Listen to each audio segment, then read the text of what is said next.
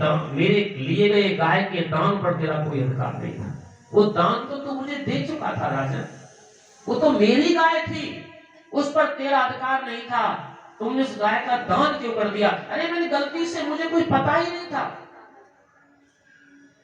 मैंने उस गाय को धोखे से दान कर दिया। ब्राह्मण आप क्यों क्रोधित होते हो? तुम गिरगिट का रूप बदलते हो, तो गिरगिट बन गया। क्या बना? 10,000 वर्ष तक गिरगिट की योनि प्राप्त हुई। भगवान जब कृष्ण योगेश्वर इच्छाकु वंश का राजा था, बताओ, एक बार बच्चों के संग खेल रहे थे तो उस गेंद को कुएं में से निकाला, उसमें गिरगिट पड़ा था। भगवान का दर्शन करके वो मुक्त हो गए। आया, बड़ा सुंदर स्वरूप में प्रकट हो गया। भगवान ने कहा तुम कौन हो? महाराज में गिरगिट बन गया, मैं नगेंद्र नाम का राजा था। भगवान का राजा? महाराज में दानी था। दानी? भगवान तो पूछना चाहते हैं फिर गिरगिट क्यों बन गए भैया? महाराज मैंने गाय का दान किया। बूढ़ी गाय का दान किया होगा, क्योंकि बूढ़ी गाय का दान नहीं करना। ब्राह्मण को भोजन के बाद में दक्षिणा देना चाहिए। बोल बांके बिहारी लाल की। रोज करता हो तो नहीं, एक दिन 10, 20, 50 रुपए दान करो भोजन के बाद। ब्राह्मण को भोजन के बाद दक्षिणा दी जाती है। बूढ़ी गाय का दान नहीं करना चाहिए।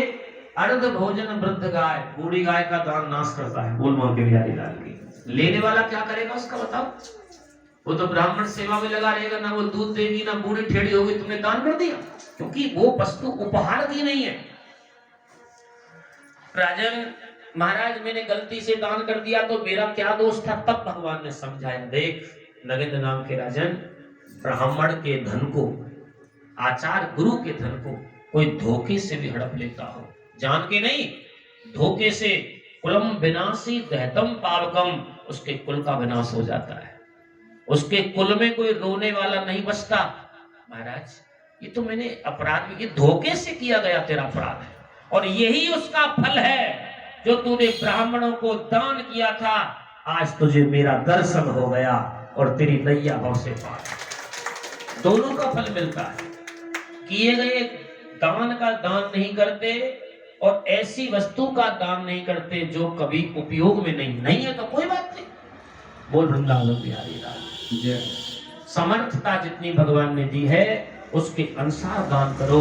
जो जैसा करता है उसको ऐसा ही प्राप्त होता है। अब एक बात बताओ, दान पुण्य नहीं करेंगे तो फिर भागवत कथाएं कैसे होंगी, कीर्तन कैसे होंगे, मंदिर कैसे बनेंगे, कुआ बावड़ी देवालय कैसे बनेंगे, गरीब असहायों की सहायता कैसे होगी?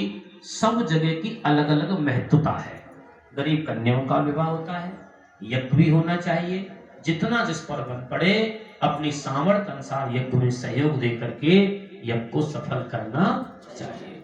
ये इसका भाव है।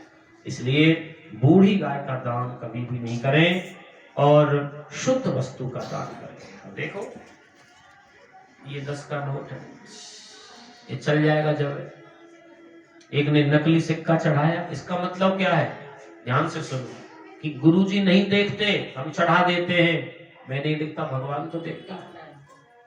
जो जैसा करता है उसको ऐसा ही प्राप्त होता है। कभी भी खराब नोट नहीं चढ़ाना चाहिए। हाँ, कभी भी खराब नोट, जितना अच्छा वो चढ़ाओ, नहीं है तो मत चढ़ाओ। और भागवत को प्रणाम करना चाहिए सबसे पहले आकर के। कुछ भी नहीं है जिस तो फूल चढ़ा दो, तुलसी चढ़ा दो, लेकिन बिना प्रणाम किए, बिना चढ़ाए नहीं बैठना चाहिए। अब आप लोग जब कथा सुनोगे तभी तो आपको ज्ञान होगा। कहीं जाओगे किसी कथा में तो कोई कहेगा अरे तो भगवान का भक्त है भाई, इसके तो बड़े आचार विचार है, प्रणाम भी करता है, प्रणाम करके आसन पर बैठता है। ऐसा नियम बनाओ तो आपके विचार बदलेंगे तो आपका जीवन बदलेगा। जीवन तो सब जीतेंगे हैं। धनवान होना बहुत बड़ी बात नहीं, भगवान का भक्त होना बहुत बड़ी बात है।